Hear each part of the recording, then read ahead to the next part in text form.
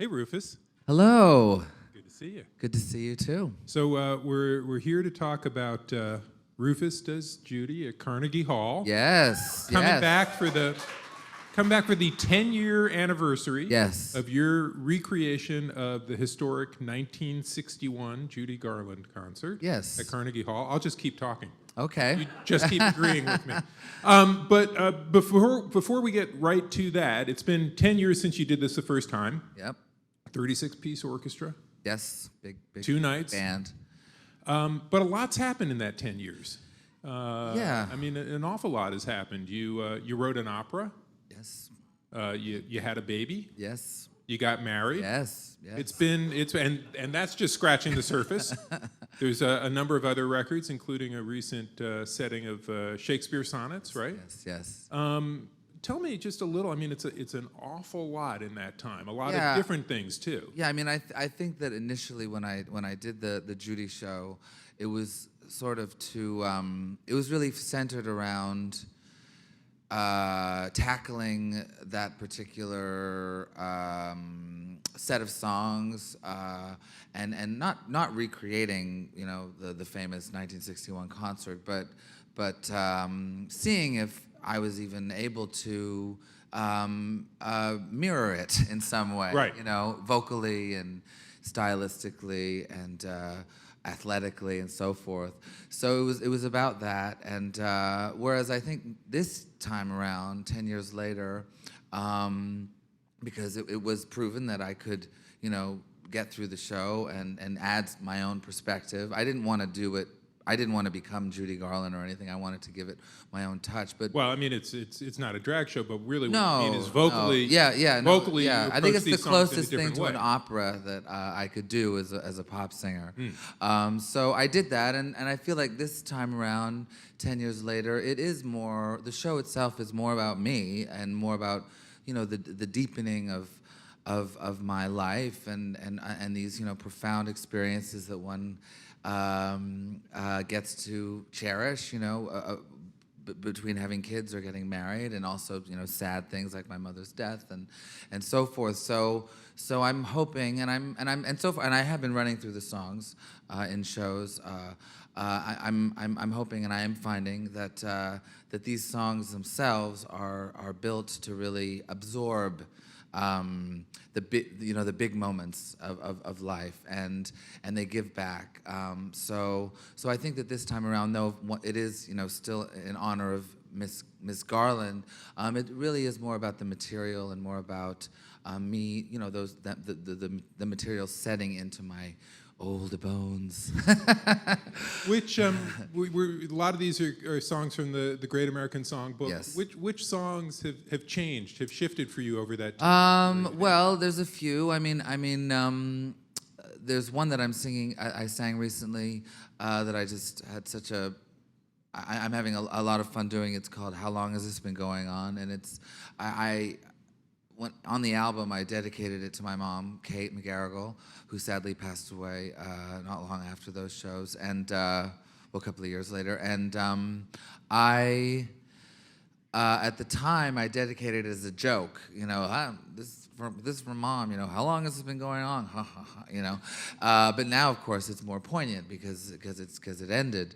So and I'm finding actually with that song, and then there's also Foggy Day. I'm very drawn to the Gershwin numbers. In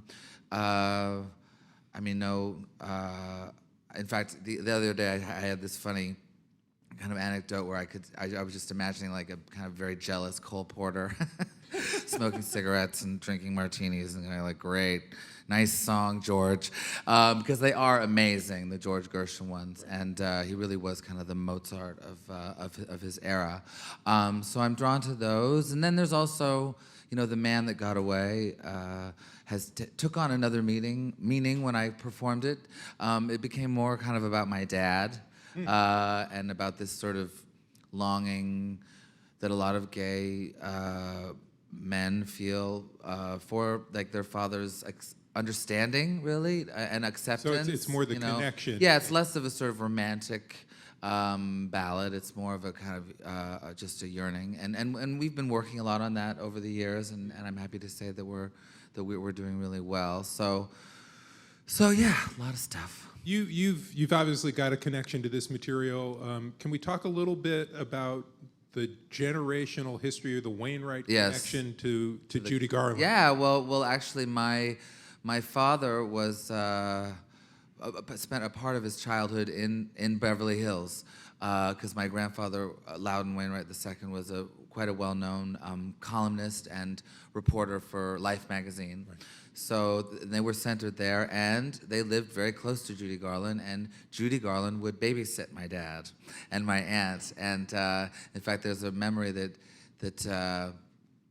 my aunt has of her babysitting them, and she's on a couch with a broken leg and a scotch. Presumably she had help. But yeah, so it went back there, and my dad's first crush was actually on Liza Minnelli when he was about 10. So it's an ongoing relationship. But what about you encountering this material? I remember in 1999 you did a run of shows at the Knitting Factory here in New York. And I remember I think the crowd loved it. I saw 2 of the shows. Yes. You came out for, I think, a second or third encore. Yes. And sang Somewhere Over the Rainbow. Yes, yes. And the guy next to me turned to me and said, "I've just gone to gay heaven." Yeah, while I was going to gay hell back in those days, for those who remember. But my mother, I think what it was is that my mother and father, in a lot of ways, were kind of anti-Judy Garland most of their lives, because they came up through the they were more into Bob Dylan and Pete Seeger and the Rolling Stones, and a lot of that music was considered kind of corny and their parents' music. So they weren't thrilled when I sort of gravitated towards this material. I think also there was a certain prejudice because it was gay. There was this this built-in distaste for the whole Judy Garland thing, and that my parents sadly succumbed to.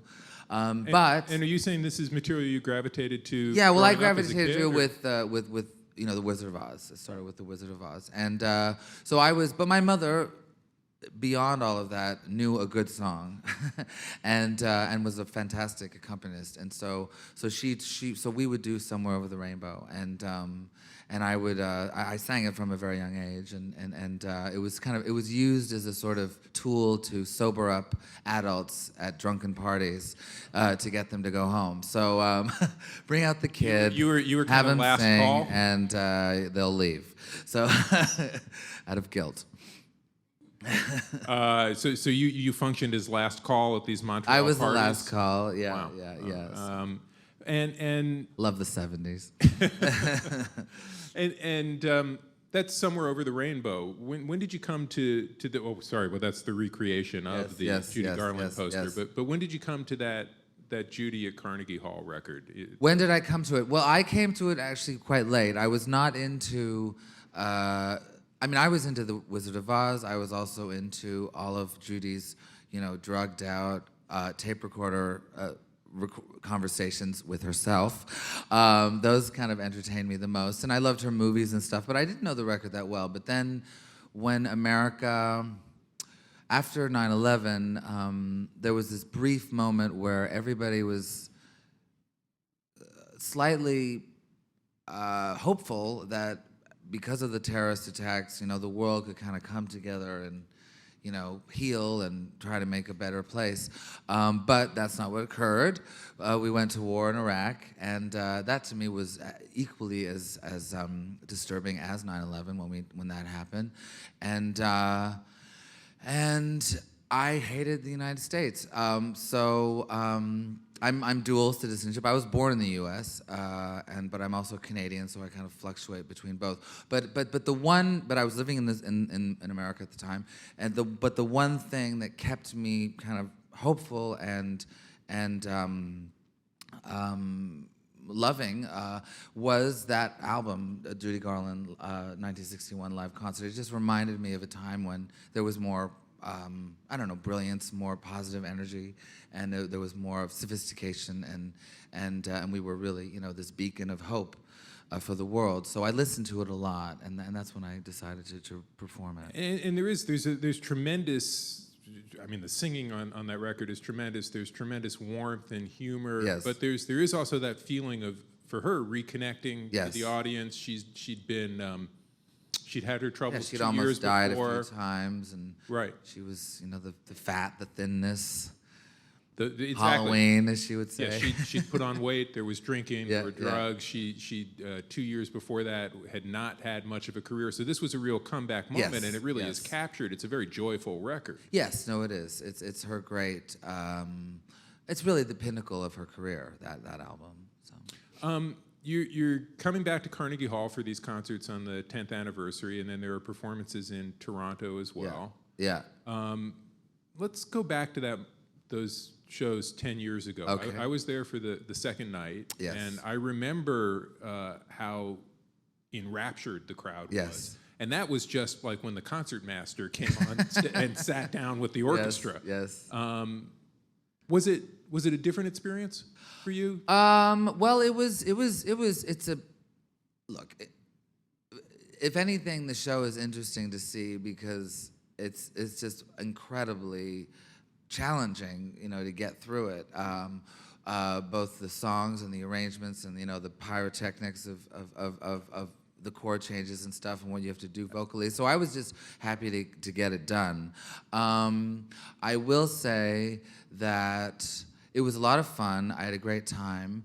I did feel a little, there was talk of setting up a whole tour where I'd, you know, travel the world and do it in Australia and, you know, San Francisco and all these places.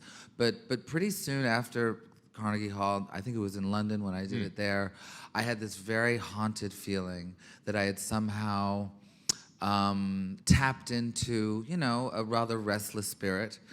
Whether it's Judy Garland, I don't know, but it was this kind of, there was a darkness there that I realized is, you know, doesn't really belong to me. And so I said, you know, whenever I do this, it should be special, and it shouldn't be something that I want to kind of, I don't want to take on this mantle necessarily. I have other things to do, but so doing it 10 years later, I think it's great because it has retained a certain purity, I guess, without trying to, you know, hammer it into people's heads. So because you do unsettle a little bit of that, you know, feisty spirit that was Judy Garland. It's also got to be physically demanding. This Yeah. is a lot. How long is the Yeah, show? it's a couple hours. It's like 3 hours, but it's yeah, it's a lot. It's a lot of 3 hours with yeah. an intermission, but Yes, that's a lot of time standing on stage singing. That's Yeah, a typical show. And I have, you know, my sister Martha Wainwright. Stormy comes Weather. out for one song. She does a fantastic job. And she'll be doing that And again. She'll be on doing the that anniversary again. show. Yeah, and then we have a very special guest, which I'm not going to tell who it is, but it's a huge. It'll be interesting when she comes out. It'll cause quite a ruckus. So look out. Okay. Now I kind of want to guess. But so it's got to be just physically demanding to make it through the shows. But what you're saying is it was very emotionally unsettling, Yes. demanding as well. Yes, no, it was emotionally unsettling, physically unsettling. You know, you know, I was a wreck, but I think that this time around I will once again be a wreck. Come see me get totally annihilated, but there's something fun in that. I think there's so few concerts now that one sees where you really see the artist be pummeled by the experience and kind of come out the other edge. I mean, really leave it all on stage. Yeah, it's so kind of corporate and sort of it's all in the lights and the smoke machine and the video projections, or it's really monotone and they're just like too school for school and too school for school, and you just kind of leave there with not even a headache. So I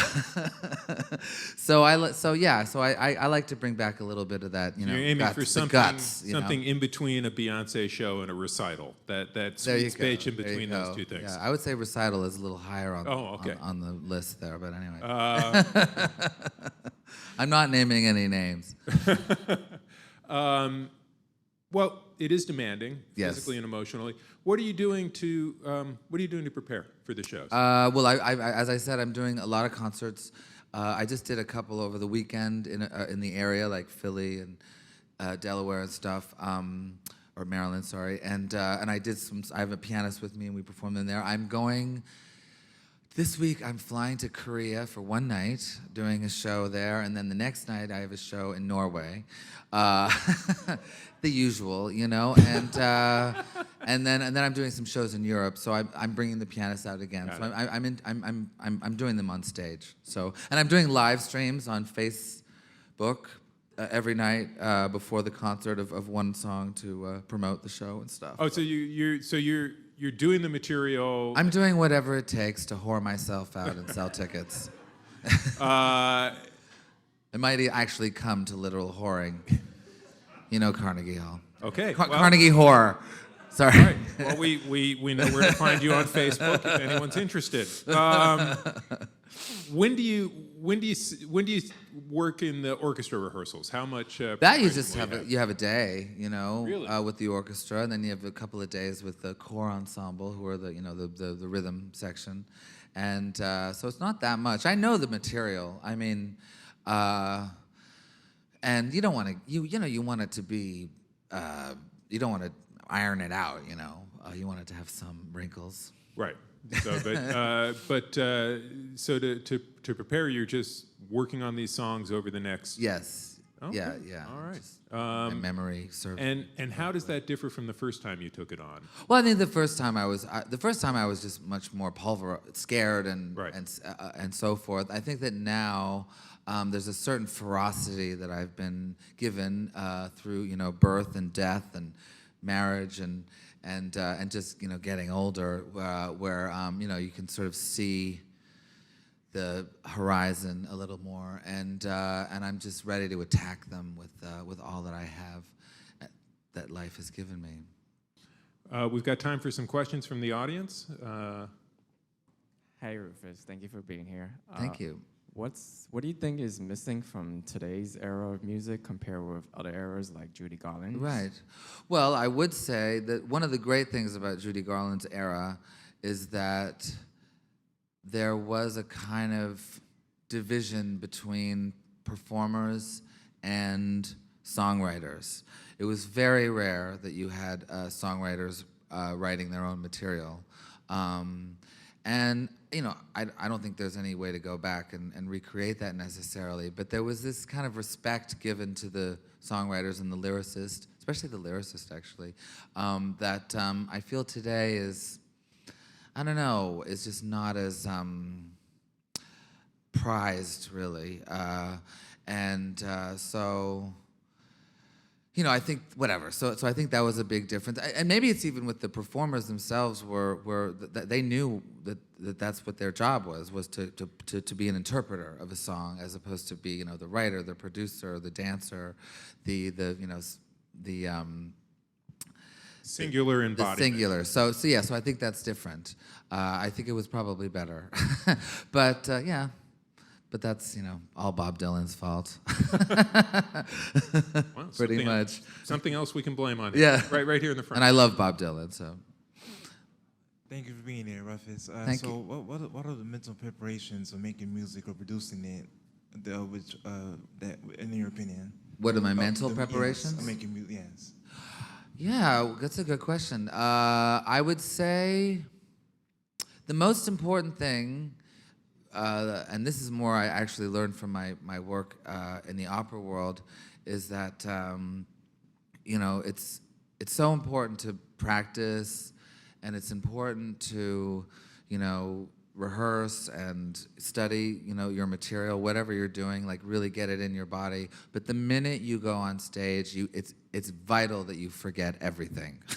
You have to not think of anything. The best thing is to completely clear your mind and discard of all that you've ever learned. So and free yourself. So it's a mix of, really working hard and then not working at all.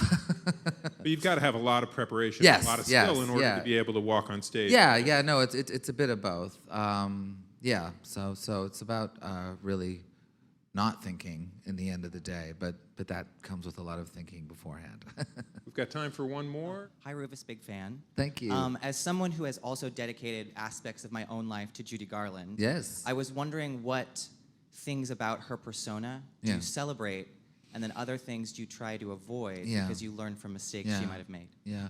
Well, I mean, okay, Judy, what's great about her is that above and beyond everything, her tragic life, her kind of gay iconic status, her even her movies and her acting, she was just an incredible talent and a consummate artist, and nobody can deny her greatness, when you hear certain tracks. So that's set, and that is what I love most about her. The other stuff I admire. There's parts of it that I admire. I mean, nobody told a story like she did. And nobody could kind of give an interview like she did. I would say, and this is a little bit, I mean, if you're going to bring it to today, my husband, Jorn, said that yesterday he watched the Amy Winehouse documentary for the first time, which I've seen it, and, it's pretty brutal. And he was shocked at how, and he reminded me of how, like, at the end of that, right before Amy died, there was this moment where she said, I would have given up my voice to have a normal life, and I think,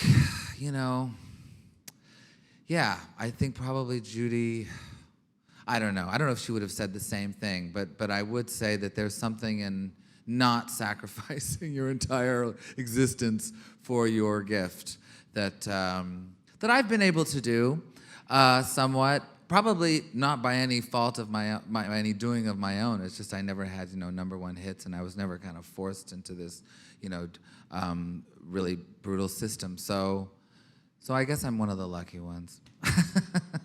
Well, on that note, we're going to leave it there. Rufus, thanks so much for being with us. Thank you.